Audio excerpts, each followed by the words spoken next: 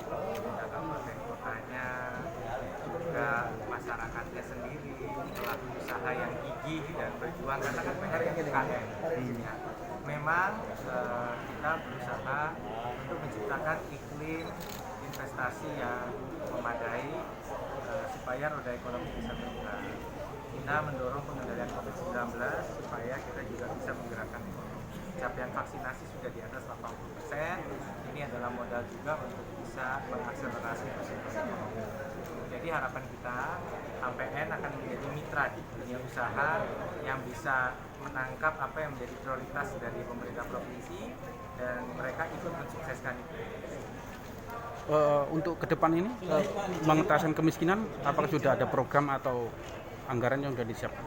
Dari dulu selalu ada program untuk pengentasan kemiskinan. Kita punya prinsip 3S, yaitu suplemen, sinkronisasi, dan sinergi. Apa itu maksudnya? Bahwa kalau mau sinergi, program kemiskinan itu bukan hanya tugas dinas sosial, tapi dinas pertanian, dinas perkebunan, dinas kelautan perikanan, ya, dinas UKM sekalipun. Ini bagaimana kita kemudian bisa ikut menyasar.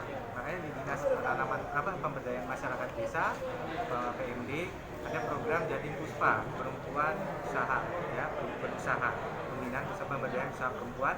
Ini adalah tujuannya supaya mereka yang sudah selesai dari PKH itu bisa tetap mendapatkan pendampingan sampai usahanya ajak, usahanya itu benar-benar stabil, ya.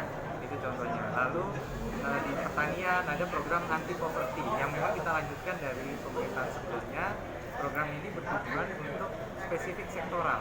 Artinya kita mengentaskan kemiskinan dengan membantu secara sektor profesi mereka itu bisa berjalan dengan lebih baik. Belum lagi BLK yang kita jalankan. Kita juga punya inovasi BLK 480 jam atau BLK intensif dengan durasi yang lebih panjang, menghasilkan tenaga kerja yang secara mental dan karakter lebih ditempa.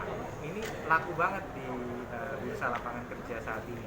Hal-hal seperti ini tentunya linear dengan upaya pengentasan kemiskinan. Ya, ditambah lagi memang kita juga itu yang disebut sinergi. Artinya bukan hanya pekerjaan dinas sosial. Suplemen, kita punya PKH Plus, menyasar segmen lansia, penyandang masalah kesejahteraan sosial, titik-titik yang memang belum tersentuh. Ya.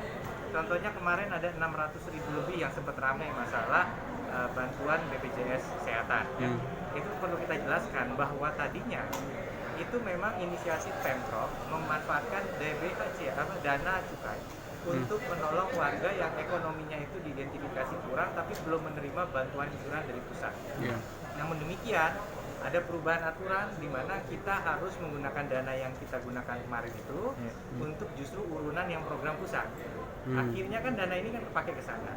Nah, maka sekarang yang kita lakukan sebagai langkah jangka pendek menjamin siapapun yang tiba-tiba sakit ini tercover dulu di jangka waktu sementara sampai kita ada solusi di mana ada 2 cabang. Satu itu bisa masuk program bantuan iuran dari kabupaten karena yang kena kewajiban urunan pusat ini cuma provinsi.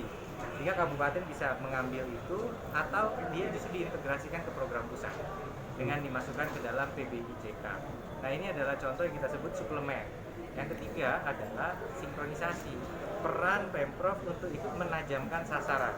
Di sini Dinas Sosial Provinsi berkolaborasi dengan Dinas Sosial Kabupaten Kota, kita menajamkan sasaran-sasaran yang tepat, menggunakan big data untuk kemudian kita bisa menjawab, oke, sebenarnya keluarga yang teridentifikasi prasejahtera ini sudah tercover belum? Ada exclusion error, artinya mereka yang harusnya mendapatkan tapi tidak masuk, atau sebaliknya inclusion error yang ada di dalam tapi seharusnya dia tidak di dalam. Nah, inilah yang diatasi dengan sinkronisasi.